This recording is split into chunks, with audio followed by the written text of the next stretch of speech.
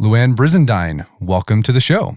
Thanks for having me, Brett. So you published a book a few years back called The Male Brain, which is this fun narrative, scientific narrative of what happens to a male brain from fetus all the way to elderhood. So there's a lot of, discussion out there about the basis of gender and sex, right? Is it biological? Is it cultural? So what's your take? Is it all biological, or does culture play a role in how men and women behave and think? Well, there's been a big discussion for many years between psychologists and biologists. And the psychologists look at culture and upbringing, and the biologists tend to look at the biology, the hormones, the genetics of everything that they look at, but including gender.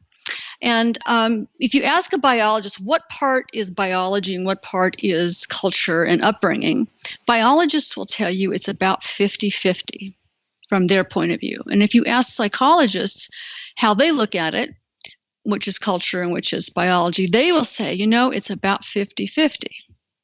So really, there is no disagreement. There may be disagreement in the details, but in the broad sense, there's no disagreement that culture has a huge part, if not 50%, to play in how our behavior is shaped by our culture, how our behavior is shaped by our family of upbringing and our schooling, et cetera, because things that boys are, quote unquote, encouraged and allowed to do versus things that girls are encouraged and allowed to do are somewhat different. And girls and boys tend to, if you left to their own druthers, they will actually sex segregate during grade school years and enjoy playing with same sex more than they do playing with opposite sex.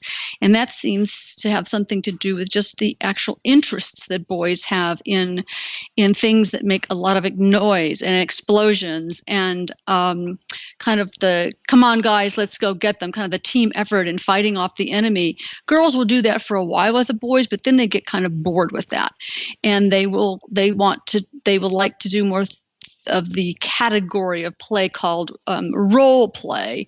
They like to play like you be the doctor, I'll be the patient, or you be the mommy, I'll be the daddy, and then role play these roles that also are in relationship to the other, more than kind of, come on guys, let's go get them. So it's a big difference, and that's just kind of a brief summary of a type of thing that boys will do that with girls, maybe for one play of 15 minutes, and then they want to go off running with the boys. Come on, guys, let's go get them, or whatever they're doing that's more active. So that is a stereotype, but actually in all of Eleanor Maccabee's studies, from kids ages about 5 to age 9, 10, 11, 12, they really prefer to play the games that their same-sex peers want to play. So that's something that's noticed. And of course, then things start to shift when the hormones of puberty start to blast in. Right. Well, let's talk about the hormones. Like I like at the beginning of the book, you kind of list this cast of characters. So what are the hormones that influence both male and female brains? So if we start from the very beginning, Brett, on terms of like at the moment that the sperm meets the egg, and that sperm is carrying an X chromosome, the baby will be girl, carries a Y, it will be boy. So like right at that moment, our gender is set genetically. And at about 8 to 10 weeks of fetal life, the tiny testicles in the male fetus start to pump out huge amounts of testosterone already, and they marinate the body and brain and change it into male. In the girl, there is no testosterone, and so her system develops without testosterone and ends up being female at birth. So by the time we're born, if everything goes according to plan, we're either male or female. And at birth, from about 1 month to 12 months in a boy, his testicles continue to pump out almost adult male levels of testosterone during that first year of life. And girls, it's about from age 1 month to 22 months. So her ovaries are pumping out estrogen for those first 2 years of life. And we call that phase of hormonal development infantile puberty because of these huge levels of their sex-determined hormones. We don't really know much about infantile puberty in terms of what it's doing and how it's really developing brain and body circuitry, but biologists continue to think that it's most likely to do with it's priming the whole fertility system in humans. And other animals do not have infantile puberty, so that's something particular to us humans. Then, of course, we have that pause called the juvenile pause, or in the vernacular, it's called childhood. Childhood is a time when female hormones and male hormones from the ovaries or testicles are very, very low level. And basically, females and males during childhood have about the same amount of estrogen, testosterone as the opposite sex. So that's a time of quiet hormones with very, very low levels until the ramping up of puberty. And males at about 9 to 11 years old, their testicles start to respond to signals from the pituitary and brain that tell the testosterone making cells to turn on. And between ages of 9 and 15, males go from a very low level of testosterone up to 200 times as much. So you're up at the 200, 300, 400 level by the time you're 13 or 14, at the time when the first wet dream happens. And that basically is an indication that the system, the male reproductive system, is primed and ready to go. Okay, well, let's talk about, so you're born, you go through this infantile puberty. We're not exactly sure why or what's going on, but there's an indication that there's some sort of structural reorganization going on in the brain and the body, priming it for that fertility period later on. So let's talk about some of the differences that we see between boys and girls during childhood. They have the same amount of hormones, both testosterone and estrogen, but as you said, there are differences. You mentioned sort of the different ways that boys and girls socialize and play. What are some other differences, like how between boys and girls during childhood? Well, one of the things that researchers have found is that they've had several studies where they'll take boys at age 6, 7, they'll let them play together for 30 or 40 minutes, and then the observers kind of rank them according to like who ended up being the alpha boy and all the way down to the bottom of the group, and that's kind of called establishing hierarchy. And girls don't tend to do that. They have other types of play and kind of different types of aggression than boys do, but it's a little bit harder to establish a real hierarchy like boys do very quickly. If you bring those boys back together at about age 11 or 12, they haven't seen each other in years and years. So they have a couple of studies where the boys basically reestablish the same hierarchy as they had at that younger age at 6 or 7, which is kind of remarkable if you think about it. So there's this hierarchical play that's different in boys and girls, and they basically it's not clear whether those boys just have more hormones, more aggressivity, more charisma, or all of the above that end up being the leaders of the pack. But there is a very kind of clear leadership hierarchy established in boys pretty quickly. That's not the same in girls.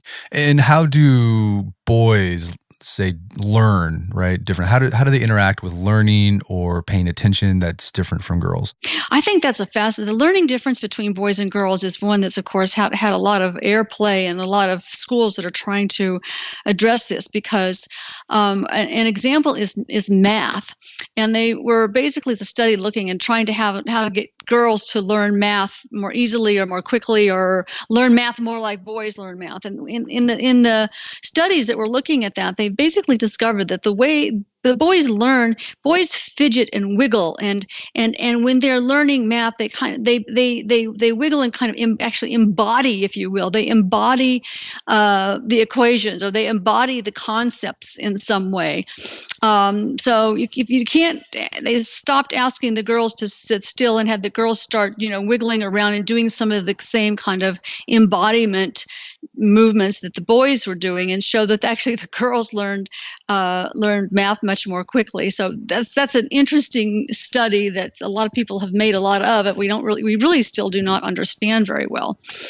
I think that the idea that you want to have boys sitting still all the time in a classroom, and you remember that one of the things is that most teachers of elementary school age kids are female by and large, and so there's been a big emphasis on the girls who can sit still and draw and write and be not jumping up and out of their chairs all the time are the students who get praised by the teachers the most, and it's usually the boys who are being considered to being disruptive, etc. So they're getting a lot of sort of negative feedback in the classroom about their lack of ability to sit still. So people have started thinking, well, maybe this isn't such a great idea to have everybody sitting so still. You need to let each kid, but in particular boys, need to be able to move around to learn better. One of the interesting insights I got from your book was sort of the mood and emotions of boys and girls. So traditionally, males in most cultures are expected to be stoic. Females are allowed to be emotional. But you highlight, there's research that suggests that infant boys, and even young boys, they tend to be more emotionally, I don't know what's the word, sensitive than girls. Like they get upset more easily and take a little longer to calm or soothe. Yes. So an interesting thing is it's a little bit of a reverse, in adulthood, but in the child, in little boys, basically, get their nervous system more jangled and are more sensitive to many things than little girls, and it takes them a little bit longer to calm down and to soothe them. Lots of moms certainly notice this, and they just behave accordingly in terms of the soothing of little boys. But it's interesting that their systems are wired to be more reactive and more sensitive in childhood in little kids than maybe we're talking about like under age 5 or 6.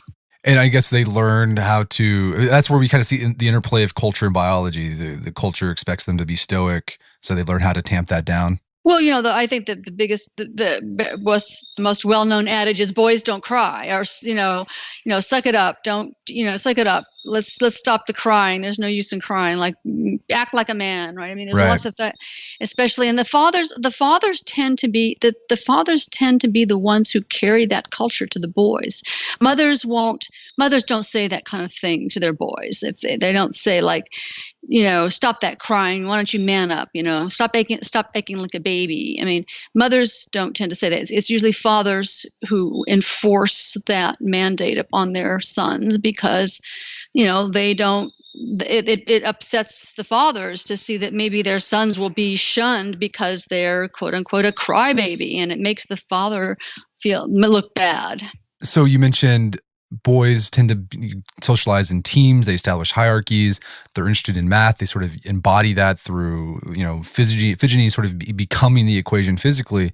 What are some other differences? I think you highlight that boys tend to be interested in things or objects and girls people. So I think the idea that boys are interested in things, and especially in toys that move, they've done some studies in young primates. The little male primates prefer toys that actually have wheels and move, and little girls will play on. They're not so particular as little boys are about things that move and things that are active. So that the toy choice in boys and girls, you might have 1 out of 10 boys preferring more girls things and 1 out of 10 girls preferring more boy toys. So there's that. It's important to realize that the male and female brain are more alike than different. We are the same species after all. So there's huge amounts of overlap. So we're talking about some things that are quite amount of stereotype here. Right.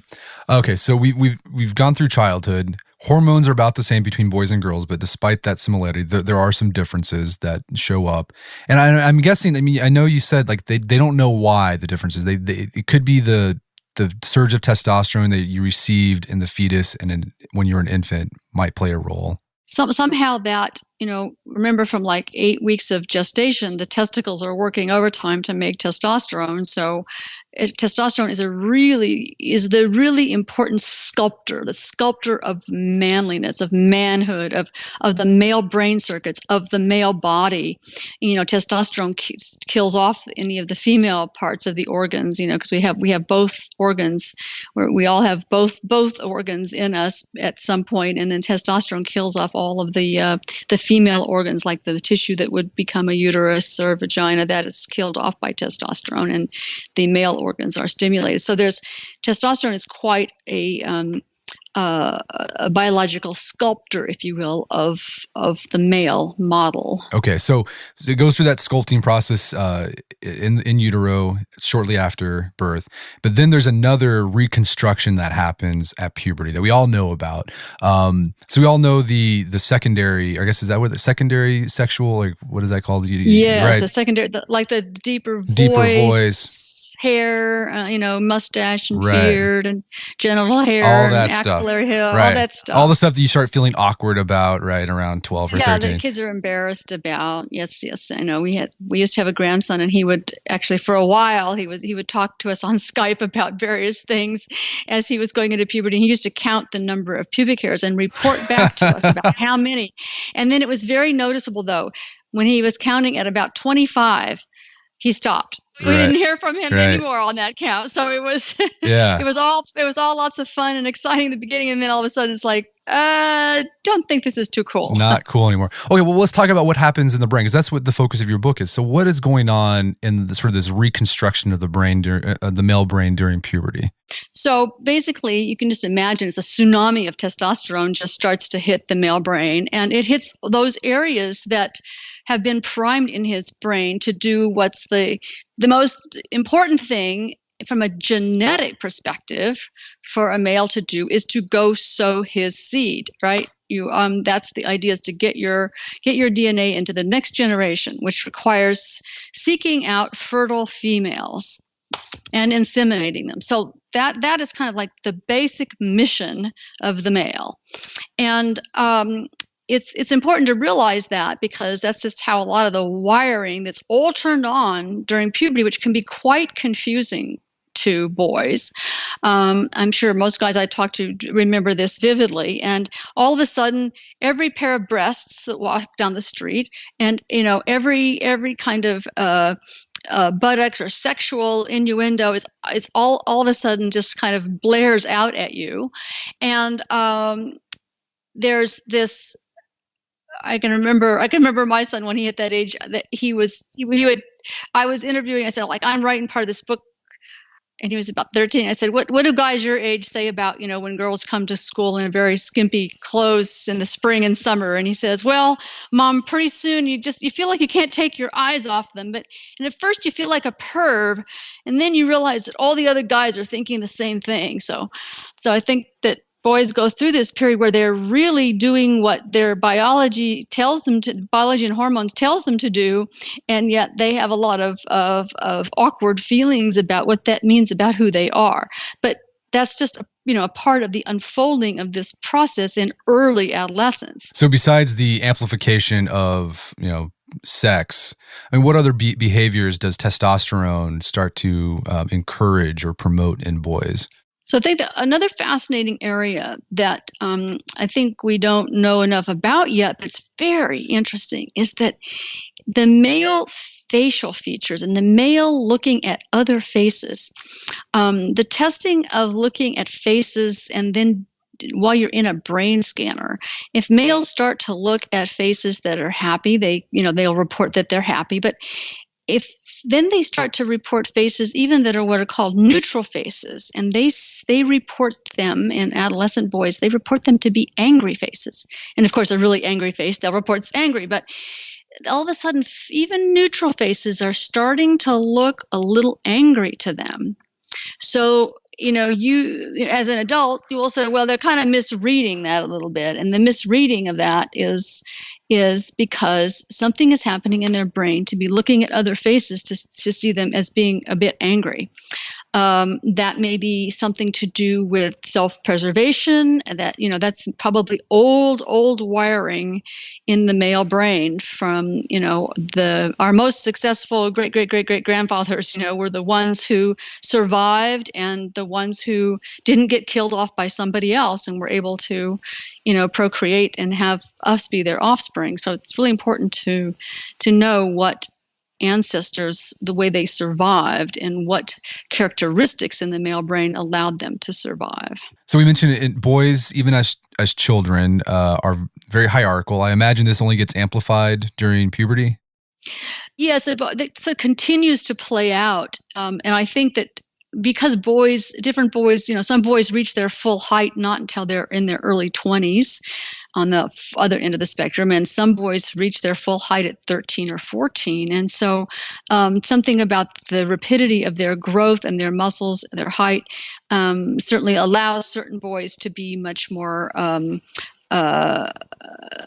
to maybe change their place a little bit in the hierarchy, but the testosterone is making them much more noticing any microaggressions from others. And I remember when my son first started driving, 16, 17, microaggressions from other drivers that I didn't even notice, when I was I had to be, his co-pilot there for a while. Microaggressions from other drivers drove him crazy at that stage. So, but those kinds of things play out in the classroom. They play out on the, on the playground. That play out in their lives. So that's part of the sort of hierarchical, and just how boys start noticing, and maybe what we call hypercathecting or hyper noticing, and being vigilant about negativity or maybe angry intents of other people. Right. So here's an interesting question that I was thinking about. So you have all this testosterone coursing through boys at puberty, which testosterone is supposed to, make you more ambitious, have more drive, take more risks. Yet, high schools across the country, teachers reporting that this period of time, boys become very disengaged from school.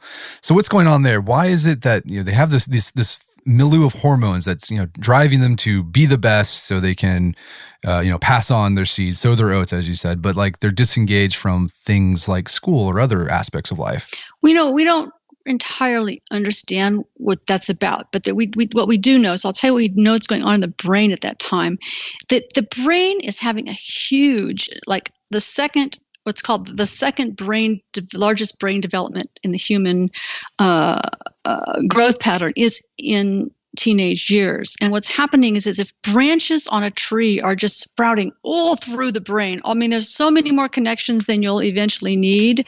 So there's all this brain growth that's going on like mad, probably related to growth hormone and a lot of other types of growth. So not only is the body growing, that the brain is actually growing and it's overgrowing. And one of the things that happens that a lot of schools are trying to address right now is that the wake cycle changes hugely. The going to sleep doesn't happen until later in the evening. You don't get sleepy and want to go to sleep till midnight maybe, and then really you need more sleep at age 14 than you did at 10. Most teenagers really need about between 10 and 12 hours sleep a night because of all this growth and brain growth that's going on. And growth hormone is secreted at nighttime. So, it's a really important time for that. So boys may be sitting in classrooms. Actually, their brain is still asleep. It hasn't woken up yet. It probably won't wake up till 4 o'clock in the afternoon or something. It's there's what's happening in the brain under the hood. If you look under the hood, the apathy and just not being able to focus and pay attention. And actually, that thing is shifted a whole hour later in boys than in girls. So girls go to sleep earlier and they can wake up earlier. Boys go to sleep later, and that will reset itself to be matched between males and females at about age 30. Interesting. And what I understand about testosterone is that it also promotes dopamine production, which is sort of makes you want to do things. And I guess if you have too much dopamine, like you need more dopamine to like get motivated. It's like boys might actually be bored, right? They need a lot of stimulation to get excited about something. And I think that's one of the compelling parts of video games. The video games that are the single shooter games where you're basically you have to be all alert all the time in every moment to see who's coming from which side, and I think that that's an example of things that really get boys' attention, gets their brains' attention. And honestly, the stuff that's going on in the classroom cannot hold a candle to that. It's so slow. It's just so boring. It's just not getting their attention. So you're right. It's that it's not that they have attention deficit disorders. It's that they're not interested in paying attention to how the material is presented. So that's a big problem in how we teach adolescents. And you're right about wanting to do well, wanting to be excellent, being ambitious, which all the testosterone makes huge amounts of dopamine in the brain, and so there's lots of shall we say seeking excitement. So teen boys really want to seek excitement, sometimes to the exclusion of caution. But there's no excitement in the classroom generally for most teen boys. All right. So the puberty, the surge of testosterone reshapes the brain. It's priming it for fatherhood, basically. But let's talk about before fatherhood, because you had a chapter about what happens to the male brain when a guy is in love. So what goes on when a guy sees a girl, falls head over heels in love? What's happening to his brain? So, if he's found someone that he feels like is his partner, his match, he's sexually attracted, emotionally attracted, and his whole brain is like all of a sudden takes on every little bit of the things that she likes and how she is, and we call it kind of a merging of your two egos, and that he kind of takes her into himself and his own mind as his love object. And so he's like they say, head over heels. He's head over heels for her, and the dopamine is surging, and the oxytocin, the love hormone, starts to get going because touching, caressing, kissing really releases lots of oxytocin in both male and female brains.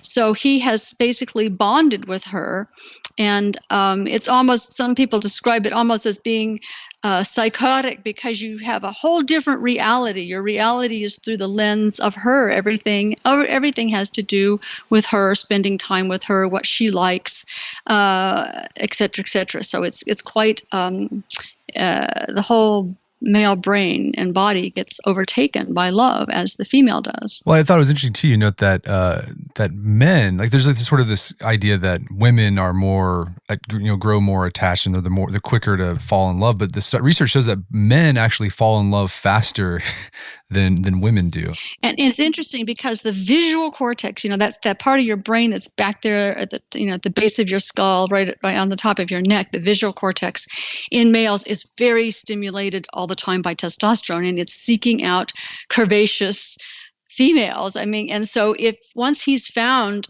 the one, he can have love at first sight much more easily. Yeah. Well, and also, so from a genetic perspective, from evolutionary perspective, sexual selection perspective, there's this sort of idea that the males of a species want to reproduce with as many females as possible because it increases the chances of them spreading their seed. But you highlight research that in some species, and particularly in humans, that there is that, but also there's some men or males who are predisposed to monogamy. What happened? What's going on there? Right. So I think monogamy, in our species, there's a wide variety between those males who tend to be primed to have many partners and those who are primed to be monogamous. And I think it's also somewhat cultural in that, what is acceptable in your culture or not. But we think that has to do something with both testosterone level, because the varieties, the testosterone level between 400 and 1,000 is a long range, and that's adult males are in that range. And males that are at the very top of that testosterone range have a higher likelihood of being promiscuous and of having lots of mates. And those in the middle and in the lower end have a greater tendency to be monogamous. So some of it may have to do with testosterone level. Some of it may have to do with culture.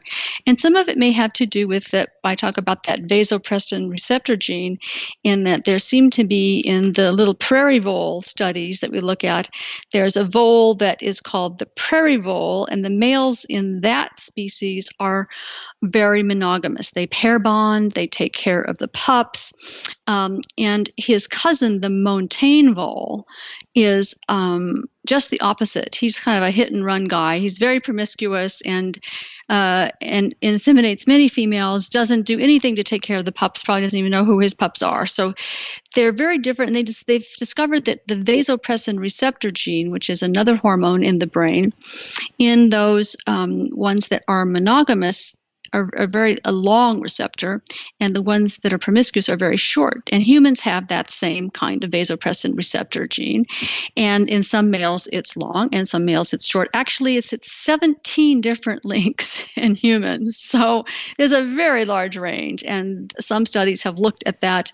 A big Swedish study looked at that and found that the males that have the longest vasopressin receptor gene and would be hypothesized to be more monogamous actually have the longest long-term marriages. So there's something to do with genetics, culture, and hormones all wrapped up into that, I think that's just fascinating that we humans would have that type of diversity and propensity. That is really interesting. Okay, so a guy falls in love. All these hormones are bathing his brain and his body to pair up with a female. They do. And a baby results, right? So the woman gets pregnant. Like, what happens to the male brain when he becomes a father? So the fascinating thing about the fatherhood hormones, the testosterone drops by about 30%. And then a hormone that we call the parenting hormone, both in males and females, the prolactin hormone in males goes up by about 25 or 30%. So the males, when they go into fatherhood, it's not just the female body we know is changing like mad. She's going through pregnancy. She has huge hormonal changes. But it was a big discovery to find out that the males have a whole fatherhood set of hormones, which decreases their testosterone and increases this parenting hormone called prolactin in males. Now, prolactin, the word prolactin, lactation means milk formation. So not that males breastfeed, and that is the hormone in females that makes breast milk.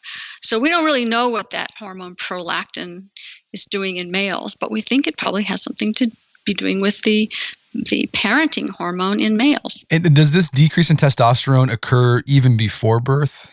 It starts to a little bit. It starts to drop. And then for the first 6 months after birth, that's when it's noted to be 30% down. And then after about 6 months, it starts to climb back up to the set point for that individual. So interesting, when the infant is most in need of care from both parents, that testosterone level that might, say, drive him, some hypothesis says it might, if it was still higher, would drive him to maybe not stay as close to home, maybe drive him to seek out other partners. And, so some of the thought is it basically decreases the sex drive in the male. Couldn't the testosterone decrease because you're not sleeping? Right? I remember when I had my kid, for the first 6 months, I hardly got any sleep. And, as you see, testosterone, most of it's produced, while you're asleep. So maybe the kid's crying, keeping you up is reducing your testosterone. So you stick around. It might just be from total exhaustion, which every parent I think the biggest deficit of every parent is sleep. Please let me sleep. Right. Those babies, they're decreasing your testosterone. Exactly. They do. The babies decrease your testosterone. So you're correct. So, okay, we've gone through puberty. What happens in adulthood? Is from 30 to 50, do things kind of stay the same for men? Is it sort of a stable period? So, what the counterpart in females is, females have something called menopause at 50, where their ovaries stop producing estrogen because they've run out of eggs. Males never run out of sperm. And so you guys continue to have production of sperm and testosterone for your entire lives. But it does decrease. I think the peak of male testosterone is between the ages of 19 and 29. So that's when the sperm production is at its height and testosterone production is at its height. And then after about age 30, the testosterone level starts to decrease between 1 and 2 or 3% per year. So it goes down by about age 50. Males are only producing about half of the testosterone that they produced at age 25. I mean, what happens to the behavior because of that decrease in testosterone? So about age 80, the testosterone level has gone down enough that I know that George Bernard Shaw always said, "Oh yes, thank goodness that I'm not being driven by that anymore." I think Cicero said something like that too. Yeah, so it's a well-known comment, right? Of like men who have been sort of driven sexually all of their lives, and that's not that it's a negative thing, but it's certainly something that sometimes it's not. Sometimes you wish that it weren't there, and I think that so the what's called andropause is a gradual decline in testosterone that's normal with male aging, and it's still plenty to have to have muscle strength, muscles, and it's still plenty to have energy and some sex drive, but not nearly the amount that you had when you were 19 or 20. And I guess men start to mellow out a bit at this age as well. Yeah, and I think that thing about seeing others' faces as being possibly aggressive, and that thing about being more a sort of hair trigger to, I think the tendency to road rage, or the tendency to, taking things wrong and feeling aggressive about it. That whole tendency starts to decrease. Yeah, I mean, it's something when I've talked to my friends who are about the same age as me, like 35, talking about the difference between our dads when we were kids and then like them interacting with our kids, with their grandkids, and I remember your dads were sort of on edge, right? Their work, and like they were just kind of seem grumpy and peevish, right? And then, they're in their 60s and they just seem like a completely different, they're just like mellow and calm and just. I know, they seem like a happy puppy, it's just right. Very different. And I think it's quite shocking to all of us, even the girls, to watch your parents especially your fathers with your kids, because, they're just like a big teddy bear. Yeah. And I mean, what do you think's happening? So you see a lot of men, older men these days, starting to take TRT, testosterone replacement therapy. I mean, how is that going to change things? So I'm kind of working on a new book called Female Brain 2.0, which is about women age 50 to 100 plus. And so a lot of the females I'm interviewing, their husbands in their 50s are taking testosterone replacement. And it's quite interesting to talk with these. Of course, I'm seeing it through the women's eyes, and then talking, of course, to some of the men as well. And you probably see these ads on TV, right? That's called do you have low T? Do you? Right. And so, of course, you have low T after the age of 50 or 60. It's supposed to be going down. You're supposed to be becoming that big teddy bear grandpa. That's the life stage you're supposed to be at. And indeed, there are some men that medically lose too much testosterone and have such a little amount that they need to have a replacement. But by and large, medically, this idea of low T would apply to every man going through he's not going to have the testosterone he had when he's 25. And lots of men these days, I think, are finding it. I think maybe it's also a very American phenomenon that you don't want to lose your edge, right? You don't want to lose your edge, and you don't want to lose your energy. You don't want to lose your kind of like, your ambitious, aggressive, creative. I mean, whatever the edge is that you have. And so I think that it's kind of seeking the fountain of youth a bit.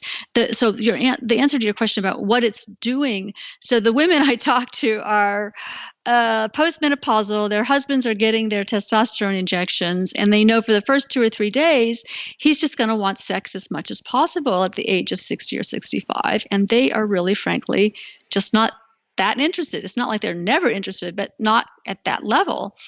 So it does cause some marital problems. Interesting. And I imagine too, they're going to, if you take TRT, you might lose that generative stage of your life, right? When you're old and you're kind of sealing up your legacy, like you might lose that because you're thinking you just have that edge again where you're not, I don't know, I guess nostalgic is the right word maybe.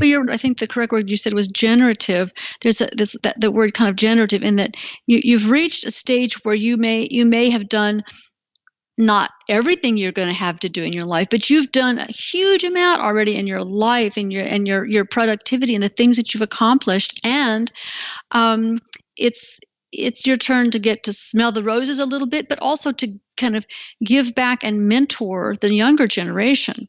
So I think that urge to teach others and become a mentor and become a wise elder, I think is a wonderful, lovely thing for men. And if you're just completely putting your testosterone back up to where it was when you're 25, that you're creating a conflict in yourself between those two. I agree with you. I think it becomes a conflict, and so you and I both have I'm asking myself the question of like, okay, I can see why they want to do that, and they want to maintain their edge because there's a feeling of the youth culture in the United States that if you aren't part of the youth culture, you're out of it. You're cast off to the side. So that's something it's something that every person goes through in their own change in identity and development as we all get older. And some people just aren't willing to let that happen. I see a future think piece in like The Atlantic or something about this topic or something. Good. I hope you write it. Right.